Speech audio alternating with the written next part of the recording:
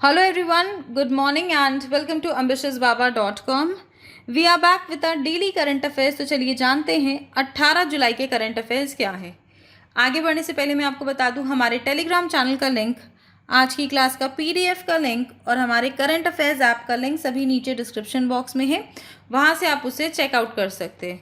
Also अगर आपने हमारे यूट्यूब चैनल को अभी तक सब्सक्राइब नहीं किया है तो प्लीज़ सब्सक्राइब कीजिए और वहाँ पर एक बेल आइकन है उसे ज़रूर प्रेस कीजिए ताकि कोई भी वीडियो नोटिफिकेशन आप मिस नहीं करें फ्रॉम एम्बिशियस बाबा। तो चलिए let's move towards the questions.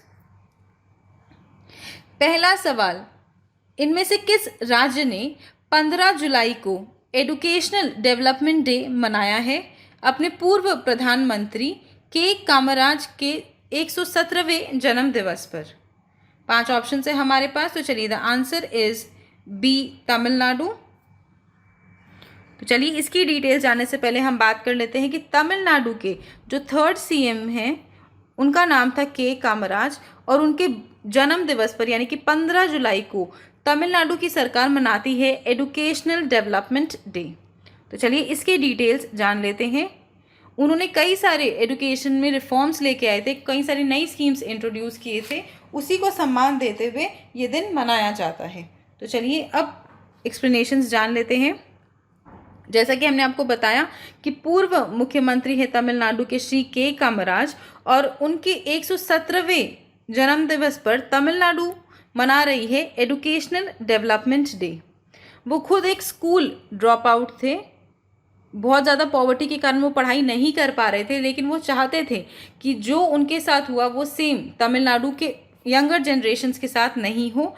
इसीलिए जब वो चीफ मिनिस्टर बने उन्होंने कई सारे एजुकेशनल रिफॉर्म्स किए थे तमिलनाडु में। वो भारत में पहले ऐसे थे जिन्होंने मिड डे मील्स को शुरू किया था।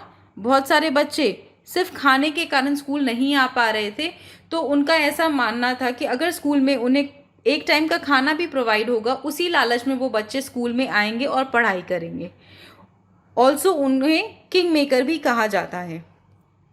इसके अलावा उन्होंने सब डिस्ट्रिक्ट्स वगैरह में घोषणा की थी कि विद इन 10 किलोमीटर के रेडियस में हर डिस्ट्रिक्ट में एक हाई स्कूल अवेलेबल हो ताकि बच्चों को दूर दूर जाकर पढ़ने की ज़रूरत नहीं पड़े। तो उनके इस एजुकेशनल योगदान को याद में रखते हुए तमिलनाडु की सरकार ने 2006 में एक बिल पास किया था जिसके तहत ये अनाउंसमेंट हुई थी कि 15 जुलाई को मनाया जाएगा as the educational development day और वो याद करेंगे पेरुंथलाइवर कामराजर के कॉन्ट्रीब्यूशंस को। तो चलिए अब तमिलनाडु के बारे में कुछ रिवीजन कर ली जाए। तमिलनाडु के करंट चीफ मिनिस्टर का नाम है एडप्पाडी के पलनीस्वामी। तमिलनाडु का कैपिटल है चेन्नई और उनके गवर्नर का नाम है बनवारी लाल पुरोहित। तो चलिए बढ़ते हैं हमारे दूसरे क्वेश्चन की तरफ। दूसरा सवाल, किस राज्य के पुलिस ने साइबर कैंपेन की घोषणा की है जिसके तहत वो साइबर क्राइम्स जो बच्चे और औरतों के खिलाफ हो रहे हैं उसे टैकल करेंगे? 5 ऑप्शन है हमारे पास, तो चलिए the answer is C, Telangana. आगे बढ़ने से पहले हम एक बार क्विक रिवीजन कर लेंगे कि बाकी सारी स्टेट्स ने कौन कौन से नए कैंपेन्स या स्कीम्स अनाउंस किए हैं रिसेंटली। हाल ही में 6 जुलाई को कर्नाटका की सरकार ने एक स्कीम की घोषणा की थी जिसका नाम है वीवर्स सम्मान योजना, जिसके तहत वो कर्नाटका के स्टेट में 19,744 वीवर्स को सालाना 2,000 रुपये का फाइनेंशियल असिस्टेंस प्रोवाइड करेंगे डायरेक्ट बैंक ट्रांसफ़र के माध्यम से। अब बात करेंगे हम मध्य प्रदेश की। मध्य प्रदेश की सरकार ने हाल ही में रोको टोको नाम की एक स्कीम लॉन्च की थी उन लोगों के लिए जो पब्लिक प्लेसेस पे मास्क नहीं पहनते हैं। जो लोग मास्क नहीं पहनते हैं पब्लिक प्लेसेस में उन्हें कुछ वॉलंटरी ऑर्गेनाइजेशंस मास्क प्रोवाइड करेंगे और उनसे 20 रुपीज़ चार्ज किया जाएगा फॉर द सेम। अब हम बात करेंगे आसाम के बारे में। हाल ही में आसाम ने अपना जो पोबा रिजर्व फॉरेस्ट है उसे अपग्रेड करने का निर्णय लिया है to a wildlife sanctuary. और अब हम बात करेंगे उड़ीसा के बारे में। उड़ीसा की सरकार इलीगल एनक्रोचमेंट ऑफ लैंड से प्रोटेक्ट करने के लिए आर्टिफिशियल इंटेलिजेंस की मदद लेगी और इसके लिए उन्होंने लॉन्च किया है ब्लूएस नाम का एक ऐप। आप बोल सकते हैं, टेक्नोलॉजी बोल सकते हैं आप, एक टेक्नोलॉजी उन्होंने लॉन्च की है जिसके तहत वो आर्टिफिशियल इंटेलिजेंस और स्पेस टेक्नोलॉजी के माध्यम से मॉनिटर करेंगे जितने भी गवर्नमेंट्स लैंड है in the city of Bhubaneswar. तो चलिए अब बढ़ते हैं आगे। तेलंगाना की सरकार ने 15 जुलाई को लॉन्च किया है कैंपेन जिसके तहत जो भी बच्चे और औरत है जो भी साइबर क्राइम का शिकार हो रहे हैं in the state of Telangana, उन्हें प्रोटेक्ट किया जाएगा। इसके अलावा उन्होंने कुछ दिन पहले लॉन्च की थी शी टीम्स जो टैकल कर रही थी अगेंस्ट ईव टीजिंग,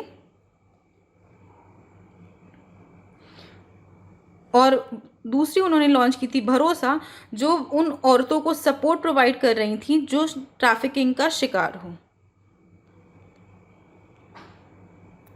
तो इस पर जो स्वाति लकड़ा है जो कि additional DGP in charge of women's safety, उन्होंने ये कहा कि इस साइबर जो उनका कैंपेन है इसके तहत जो भी बच्चे कोविड-19 के कारण सब कुछ डिजिटल हो रहा है, तो जो भी बच्चे और औरतें साइबर स्पेस क्राइम का शिकार हो रहे हैं उन्हें वो प्रोटेक्ट करेंगे। तो चलिए तेलंगाना के बारे में कुछ रिविजन कर लेते हैं। तेलंगाना का कैपिटल है हैदराबाद, उनके गवर्नर का नाम है तमिलिसाई सौंदरराजन और उनके चीफ मिनिस्टर का नाम है के चंद्रशेखर राव। तो चलिए बढ़ते आगे हमारे तीसरे क्वेश्चन की तरफ। तीसरा सवाल, इनमें से किन देशों के साथ हाल ही में भारत ने बाइलैटरल हवाई यात्रा बुलबुले फॉर्म किए हैं? 5 ऑप्शन है हमारे पास। तो चलिए द आंसर इज डी, 3 देशों के साथ हाल ही में इंडिया ने फॉर्म किए हैं एयर ट्रैवल बबल्स। आगे बढ़ने से पहले हम बात कर लेते हैं कि एग्जैक्टली ये एयर ट्रैवल बबल्स क्या है। जैसा कि आप जानते हैं कि कोविड-19 ग्लोबली फैला हुआ है जिसके कारण बहुत सारी कंट्रीज़ ने रेस्ट्रिक्शंस इम्पोज कर दिए हैं ऑन ट्रैवल, रेस्ट्रिक्शंस हो गए हैं इंटरनेशनल ट्रैवल्स पर। तो इसी के कारण भारत का एक मिशन है वंदे भारत, उसी का ये आप एक्सटेंशंस है, ये एयर बबल ट्रैवल ये एक उसी का एक्सटेंशन है। उसी के माध्यम से उन्होंने यूएस, फ्रांस और जर्मनी के साथ कुछ अग्रीमेंट्स साइन किए हैं, कुछ वर्चुअल अग्रीमेंट्स आप कह सकते हैं, जिसके तहत कुछ फ्लाइट्स ऑपरेट की जाएंगी बिटवीन दीज कंट्रीज़। तो चलिए इसके डिटेल्स हम फर्दर आगे जान लेते हैं। जो हमारे केंद्रीय सिविल एविएशन मिनिस्टर है मिस्टर हरदीप सिंह पुरी, उन्होंने अनाउंसमेंट की है कि इंटरनेशनल कमर्शियल फ़्लाइट्स है वो रिज्यूम की जाएंगी, कुछ फ़्लाइट्स ऑपरेट की जाएंगी विथ फ्रांस एंड यूएस। इसके तहत हमने ऑलरेडी पहले डिस्कस कर लिया है कि भारतीय सरकार ने अग्रीमेंट्स साइन किए हैं 3 देशों के साथ, mainly US, UK, France and कुछ कंट्रीज़ इन यूएई के साथ कुछ टाइम के लिए ही है ये अग्रीमेंट टिल 26 जुलाई। और इसके साथ जो वंदे भारत में वो लोग फीस चार्ज कर रहे थे एविएशन या फिर एयर ट्रैवल का, उसे भी वो घटा करके कर देंगे बाई 25%। यानी कि पहले जिन लोगों को 1 लाख रुपीज़ पे करना पड़ रहा था ट्रैवल के लिए, अब उन्हें सिर्फ 75,000 तक पे करना पड़ेगा। तो चलिए अब बात कर लेते हैं ये जो एयर बबल ट्रैवल है ये किस बारे में है।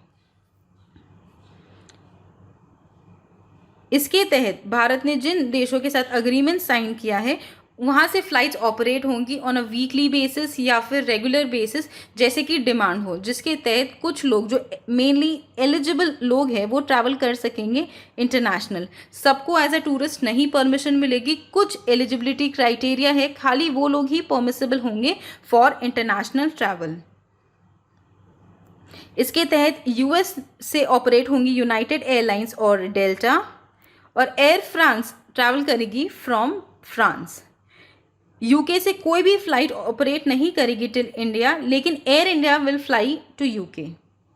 इसके अलावा लुफ्थहांसा ट्रैवल करेगी फ्रॉम जर्मनी। तो ये कुछ फ़्लाइट्स हैं जो ट्रैवल करेंगी for the time being till normal operations नहीं रिज्यूम हो जाते ग्लोबली। और ये जो एयर बबल है ये एक नया टर्म कोविड-19 के टाइम में आप बोल सकते हैं निकाला गया है, जिसके भीतर कुछ specific regions in the world के बीच में ही ट्रांसपोर्ट अलाउ होगा ताकि लोग आ जा सके। उनके बहुत सारे काम रुक रहे हैं, सिर्फ कुछ एलिजिबल लोगों को परमिशन मिलेगी कि वो ट्रैवल कर सकें। और ये उन देशों के बीच में है जहाँ पे सिमिलर लेवल का ट्रांसमिशन है या कंटामिनेशन है बिटवीन द सिमिलर लेवल्स कुछ देशों के बीच में। और जैसे कि हमने ऑलरेडी आपको बता दिया है कि ये एक एक्सटेंशन है of the Vande Bharat mission. तो चलिए बढ़ते हैं आगे हमारे चौथे क्वेश्चन की तरफ। चौथा सवाल, इनमें से किस देश के साथ भारत ने हाल ही में साइबर सिक्योरिटी के ऊपर अग्रीमेंट्स साइन किए हैं? 5 ऑप्शंस है हमारे पास। तो चलिए the answer is C, Israel. तो चलिए इसकी डिटेल्स हम जान लेते हैं। जैसा कि आप जानते हैं कि कोविड-19 के कारण सब कुछ काफ़ी डिजिटलाइज हो गया है और ज़्यादा डिजिटल हो गया है सब कुछ, चाहे हमारी क्लासेस हो या फिर शॉपिंग हो, एवरीथिंग इज़ डिजिटल। इसी के लिए भारत और इजराइल ने अग्रीमेंट्स साइन किया है जिसके तहत आपसी देशों के बीच में कोलैबोरेशन किया जाएगा ताकि जितने भी साइबर थ्रेट्स हैं उनसे आपस में लड़ा जा सके। ये जो दोनों देश हैं इंडिया और इजराइल, ये आपस में इंफॉर्मेशन शेयर करेंगी ताकि जितने भी साइबर क्राइम रिलेटेड थ्रेट्स हैं उन्हें रोका जा सके और अगर वो बहुत क्राइम्स हो चुके हैं तो उन्हें कम किया जा सके। इनका मेन एजेंडा यही रहेगा। इसमें दोनों देश अपने जो पास्ट एक्सपीरियंसेस हैं, साइबर इंफॉर्मेशन है, ये सब शेयर करेंगे। और ये साइन किया गया था between the director general of Israel's national cyber directorate और दूसरे इंडिया के जो एम्बेसडर है टू इजराइल जिनका नाम है संजीव सिंगला, उनके बीच में ये साइन किया गया था। तो हमने ऑलरेडी डिस्कस कर लिया कि ये अग्रीमेंट कहता है cooperation in capacity building and mutual exchange of the best practices in the field of cyber threat. तो चलिए अब इजराइल के बारे में कुछ जान लेते हैं। इजराइल का कैपिटल है जेरूसलम। इजराइल के प्राइम मिनिस्टर का नाम है बेंजामिन नेतन्याहू और इजराइल की करेंसी है इजरायली शेकेल। चलिए बढ़ते हैं आगे हमारे 5वें क्वेश्चन की तरफ। 5वां सवाल, किस वर्ष तक हमारी सरकार ने एम किया है कि वो हमारा जो पब्लिक हेल्थ एक्सपेंडिचर है उसे बढ़ा करके कर देंगे up to 2.5% of the GDP? 5 option है हमारे पास। तो चलिए द आंसर इज डी, 2025 तक हमारी सरकार का लक्ष्य है कि हमारे जो पब्लिक हेल्थ एक्सपेंडिचर है उसे वो बढ़ा करके कर देंगे 2.5% ऑफ द जीडीपी। तो चलिए इसकी डिटेल्स जान लेते हैं। जो हमारी केंद्रीय हेल्थ मिनिस्ट्री है उन्होंने इसकी घोषणा की है या उन्होंने इसकी एम की है कि वो भारत के जो पब्लिक हेल्थ एक्सपेंडिचर है उसमें कुछ चेंजेस करना चाहते हैं, उसे वो बढ़ा करके कर देना चाहते हैं up to 2.5% of the nation's GDP by the year 2025। जैसा कि आप जानते हैं कि जो कोविड-19 की सिचुएशन है इसने पूरी दुनिया को मजबूर कर दिया है कि हम अपना पब्लिक हेल्थ है उस पर काफ़ी ज़्यादा ध्यान दें, उस पर उसका जो एक्सपेंडिचर है उसे बढ़ाएं और कई सारे बेहतरीन हॉस्पिटल्स फैसिलिटीज़ अवेल कराएं लोगों को, बिकॉज वही है कमिंग टाइम्स में जो लोगों की हेल्प करेगा। हाल ही में डॉक्टर हर्षवर्धन जो कि हमारे यूनियन हेल्थ मिनिस्टर हैं, उनकी मीटिंग हुई थी with the 15th finance commission, जिसमें उन्होंने ये हाईलाइट किया था कि हमारा जो पब्लिक हेल्थ एक्सपेंडिचर है वो अप टू द मार्क नहीं है with the population we are having. और ये मीटिंग हुई थी 15 जुलाई को और इसके तहत उन्होंने मिलकर सबने ये लक्ष्य किया था कि 2025 तक हमारा जो पब्लिक हेल्थ एक्सपेंडिचर है वो हो जाए up to 2.5% of the GDP. इसके अलावा उन्होंने ये भी कहा था कि जो हमारा पब्लिक हेल्थ एक्सपेंडिचर है वो बढ़ कर के हो जाएगा up to 2/3 of the total public health expenditure in the country. इसके अलावा उन्होंने ये भी कहा था कि जो स्टेट्स का हेल्थ सेक्टर स्पेंडिंग है वो बढ़ा करके कर देना चाहिए up to 8% of the total budget, because बहुत ज़्यादा इम्पॉर्टेंट है कि सभी स्टेट्स में अच्छे अच्छे अस्पताल हो, अच्छी अच्छी हेल्थ फैसिलिटीज़ हो ताकि वहाँ के नागरिकों को कम से कम परेशानी हो। तो चलिए बढ़ते हैं आगे हमारे छठे क्वेश्चन की तरफ। छठा सवाल, हाल ही में आईसीआरए ने भारत की जीडीपी ग्रोथ को कितने प्रतिशत तक आंका है for the financial year 21? 5 option है हमारे पास। तो चलिए the answer is E at -9.5%। तो चलिए इसकी डिटेल्स जान लेते हैं आगे। जो कि क्रेडिट रेटिंग एजेंसी है इकरा, उन्होंने 17 जुलाई को रिवाइज किया है अपना जीडीपी जो उन्होंने भारत के लिए आंका था वित्त वर्ष 2020 और 21 के लिए पहले उन्होंने आंका था कि भारत की जीडीपी कॉन्ट्रैक्ट करेगी बाई -5%, लेकिन 17 जुलाई को उन्होंने रिवाइज किया है इस डेटा को और उनका अनुमान है कि भारत की जीडीपी अब कॉन्ट्रैक्ट कर जाएगी टू -9.5%।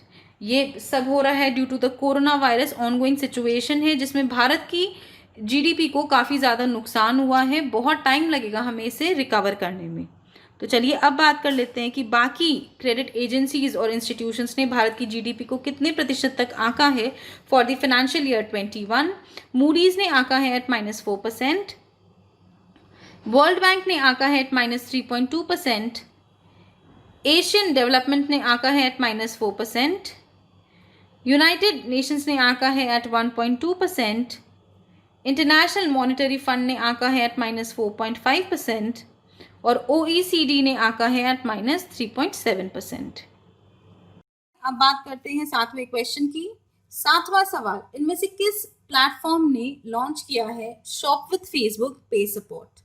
5 ऑप्शन है हमारे पास। तो चलिए the answer is D, Instagram. Instagram एक फोटो शेयरिंग ऐप है। तो चलिए बात कर लेते हैं उन्होंने क्या लॉन्च किया है। इंस्टाग्राम ने 16 जुलाई को लॉन्च किया है ये नया फीचर, जिसके तहत लोग डायरेक्टली शॉप कर सकते हैं फेसबुक से। फेसबुक का जो पेमेंट ऐप्स है उससे डायरेक्टली शॉप करने के बाद पेमेंट की जा सकती है। ये एक नया फीचर इंस्टाग्राम ने ऐड किया है। इसके तहत लोग डायरेक्टली परचेज कर पाएंगे ऑनलाइन प्लेटफॉर्म पे फ्रॉम इंस्टाग्राम एंड उसकी पेमेंट हो पाएगी फ्रॉम फेसबुक्स पेमेंट ऐप, और इससे डायरेक्टली ब्रांड्स और क्रिएटर्स से वो शॉपिंग करने में उन्हें आसानी होगी। ये एक नया एक्सपीरियंस है जो इंस्टाग्राम ने ऐड किया है। इंस्टाग्राम यूजर्स को इससे ज़्यादा फायदा होगा बिकॉज अब उन्हें अलग अलग वेबसाइट्स पे जाकर परचेज करने की ज़रूरत नहीं है ब्रांड से, वो डायरेक्टली इंस्टाग्राम के माध्यम से परचेज कर सकते हैं। तो चलिए बढ़ते हैं आगे हमारे 8वें क्वेश्चन की तरफ। 8वां सवाल, इनमें से किसे चुना गया है as the new chairman of the HCL technologies? 5 option है हमारे पास। तो चलिए the answer is C, Roshni Nadar Malhotra. Current chairman HCL technologies के थे शिव नादर। अब उन्हें सक्सीड करेंगे उनकी 38 वर्षीय बेटी जिसका नाम है रोशनी नादर मल्होत्रा। चलिए डिटेल्स इसकी जान लेते हैं।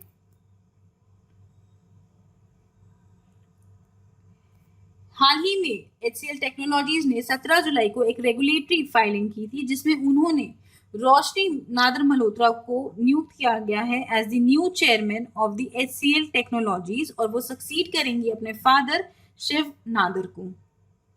इससे पहले रोशनी सर्व कर चुकी हैं as the executive director and the CEO of HCL enterprise. HCL के जो फाउंडर हैं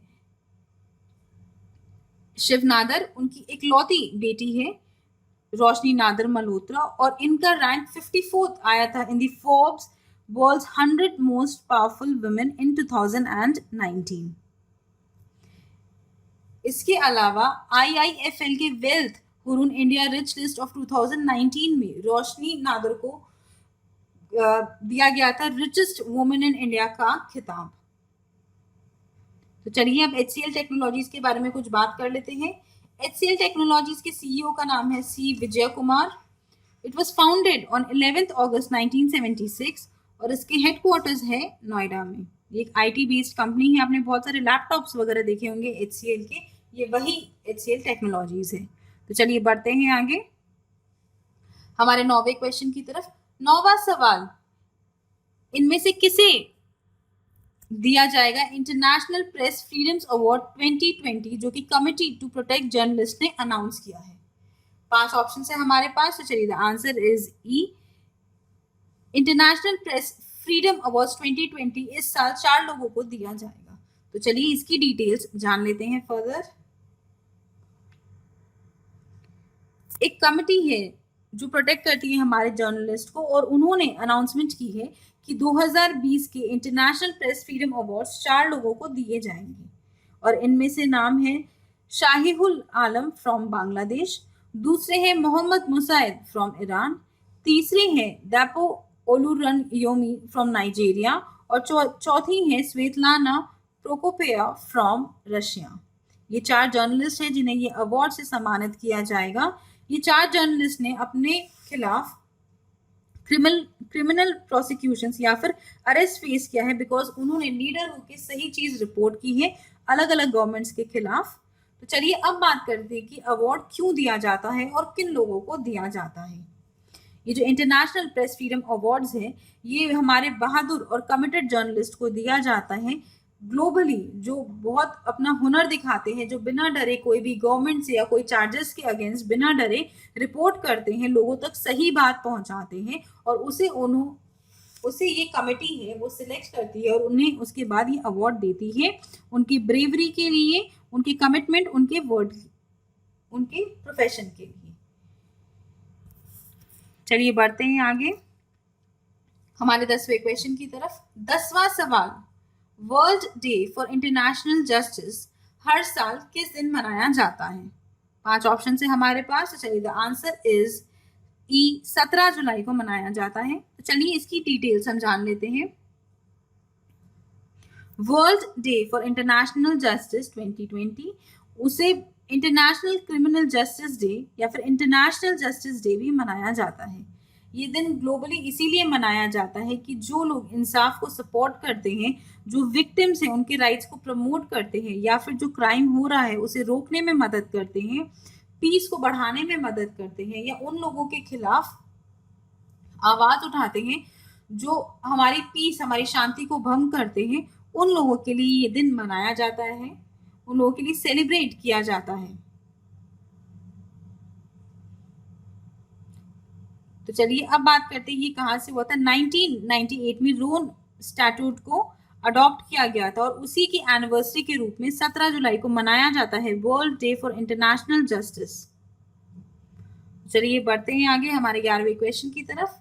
11वां सवाल, इनमें से किस फुटबॉल टीम ने ला लीगा 2020 टाइटल जीता है? 5 ऑप्शन है हमारे पास। तो चलिए the answer is a real Madrid. तो चलिए इसकी डिटेल्स जान लेते हैं आगे। रियल मैड्रिड फुटबॉल टीम ने अपनी रिकॉर्ड जगह सील कर ली है इन दी 34th league by defeating Villarreal at the Alfredo Di Stefano Stadium on 16th July. इसके साथ वो बार्सिलोना से 7 पॉइंट्स आगे हैं। बार्सिलोना अगर अब जीत भी जाए तो भी उनका स्कोर मैच नहीं कर पाएगा to the Real Madrid. French coach और फुटबॉल लेजेंड है जिनेदिन जिदान, उन्होंने कहा है कि रियल मैड्रिड ने रिकॉर्ड हासिल की है इन दी 34th स्पेनिश लीग टाइटल और ये उनके नेतृत्व में 11वीं ट्रॉफी है। तो चलिए बढ़ते हैं आगे हमारे आखिरी क्वेश्चन की तरफ। आखिरी सवाल, 2022 के यूथ ओलंपिक गेम्स को पोस्टपोन कर दिया है इंटरनेशनल ओलंपिक कमेटी ने किस वर्ष तक? 5 ऑप्शन है हमारे पास। तो चलिए द आंसर इज डी 2026 तक पोस्टपोन कर दिया है इंटरनेशनल ओलंपिक कमेटी ने। तो चलिए आईओसी यानी कि इंटरनेशनल ओलंपिक कमेटी ने 2022 के यूथ ओलंपिक गेम्स को पोस्टपोन किया है टिल द ईयर 2026, जो कि होने वाला था in the Dakar Senegal in the year 2022। इसके तहत ये जो डिसीजन आईओसी ने लिया है, इसके साथ साथ नेशनल ओलंपिक कमिटीज और इंटरनेशनल फेडरेशंस को मौका मिल गया है कि वो अपनी आगे की एक्टिविटीज या गतिविधियों को सही ढंग से प्लान कर सके। कोविड-19 के कारण ये सब डिसीजंस लिया जा रहा है बिकॉज बहुत प्रॉब्लम हो रही है। सभी एथलीट्स को रिस्क नहीं ले सकती, कोई भी फेडरेशन की कोई भी एथलीट को कुछ भी हो, इसी के कारण ये डिसीजंस लिया जा रहा है। और सीइंग द सिचुएशन वो लोग अभी सही से प्रैक्टिस वगैरह भी नहीं कर पाएंगे, ना ही वो लोग प्रिपेयर्ड है किसी भी टूर्नामेंट में हिस्सा लेने के लिए। ये मेनली इसीलिए किया गया था क्योंकि जो टोक्यो ओलंपिक्स है 2020 में होने वाला था उसे शिफ्ट कर दिया गया टू द ईयर 2021। इसी के लिए उन्होंने यूथ ओलंपिक गेम्स को शिफ्ट किया है 2022 से 2026 तक बिकॉज बहुत सारे ऑपरेशनल चैलेंजेस आ रहे थे हमारी कमिटीज के आगे, इसीलिए ये डिसीजन सबको ध्यान में रखते हुए लिया गया है। तो चलिए एक बार क्विकली हम बात कर लेते हैं। आईओसी के जो प्रेसिडेंट है उनका नाम है थॉमस बैश और इसके हेडक्वार्टर्स है लॉज़ेन स्विट्जरलैंड में। और it was founded on 23 June 1894 in Paris, France. चलिए, with this we come to the end of today's class. I hope आपको ये वीडियो पसंद आए। अगर ये वीडियो पसंद आए तो इसे लाइक कीजिए, अपने दोस्तों के साथ शेयर कीजिए और हमारे चैनल एम्बिशियस बाबा को सब्सक्राइब जरूर कीजिए। Also please visit our website test.ambitiousbaba.com, जहां पर आपको ऑनलाइन मॉक टेस्ट मिल जाएंगे, चाहे वो बैंकिंग हो, एसएससी हो, रेलवे हो, जैब हो, कैब हो या फिर पैरा 13.2 हो। आप उसे डायरेक्टली उस वेबसाइट से जाकर परचेज कर सकते हैं और उसके बाद आप उसे एक्सेस कर पाएंगे 24/7, चाहे हमारे ऐप पे हो या फिर वेबसाइट पे हो। Thank you friends, that's all for today and have a great day.